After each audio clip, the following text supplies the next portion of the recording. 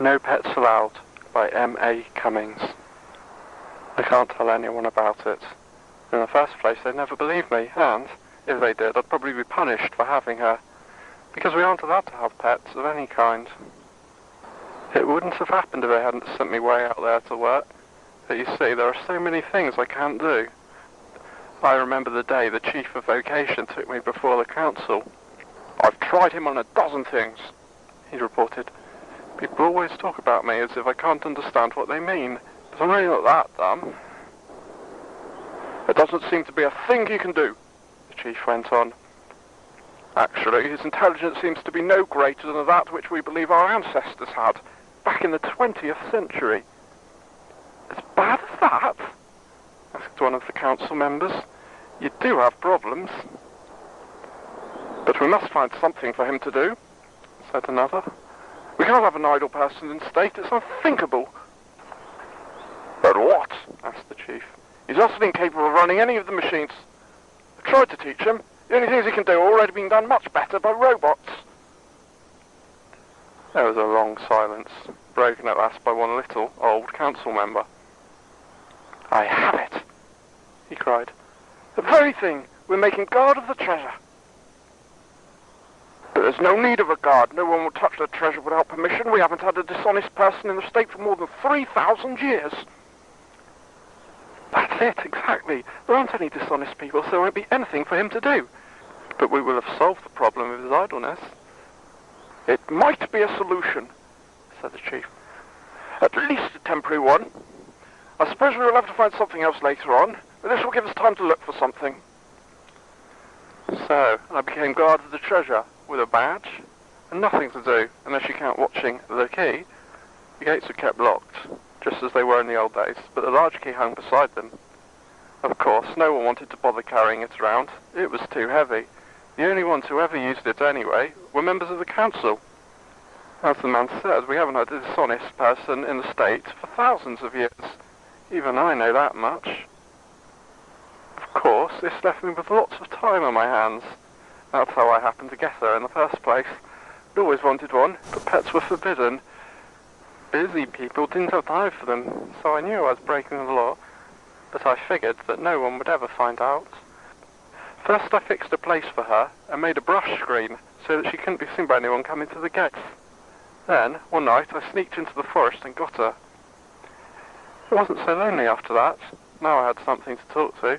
She was small when I got her. It would be too dangerous to go near a full-grown one, but she grew rapidly. That was because I caught small animals and brought them to her. Not having to depend on what she could catch, she grew almost twice as fast as usual and was so sleek and pretty. Really, she was a pet to be proud of. I don't know how I could have stood the 4 months there alone if I hadn't had her to talk to. I don't think she really understood me, but I pretend she did, and that helped. Every 3 or 4 weeks, 3 of the council members came to take a part of the treasure, or to add to it. Always 3 of them. That's why I was so surprised one day to see one man coming by himself. It was Graham, the little old member, who had recommended that I be given this job. I was happy to see him, and we talked for a while, mostly about my work and how I liked it. I almost told him about my pet, but I didn't, because he might be angry at me for breaking the law. Finally, he asked me to give him the key. "I've been sent to get something from the treasure," he explained. I was unhappy to displease him, but I said, "I can't let you have it. There must be 3 members. You know that." "Of course, I know that. But something came up suddenly, so they sent me alone. Now let me have it." I shook my head. That was the one order they had given me, never to give the key to any one person who came alone. Graham became quite angry. "You idiot!" he shouted. "Why do you think I had you put out here? It was so I could get in there and help myself to the treasure." "But that would be dishonest, and there are no dishonest people in the States." "For 3,000 years, I know." His usually kind face had an ugly look I had never seen before. "But I'm going to get part of that treasure, and it won't do you any good to report it, because no one is going to take the word of a fool like you, a respected council member. They'll think you're the dishonest one. Now give me that key." It's a terrible thing to disobey a council member, but if I obeyed him, I would be disobeying all the others. Now that would be worse. No! I shouted. He threw himself upon me. For his size and age, he was very strong, stronger even than I. I fought as hard as I could, but I knew I wouldn't be able to keep him away from the key for very long, and if he took the treasure, I would be blamed. The council would have to think a new punishment for dishonesty. Whatever it was, it would be terrible indeed. He drew back and rushed at me. Just as he hit me, my foot caught upon a root, and I fell. His rush carried him past me, and he crashed through the brush screen beside the path.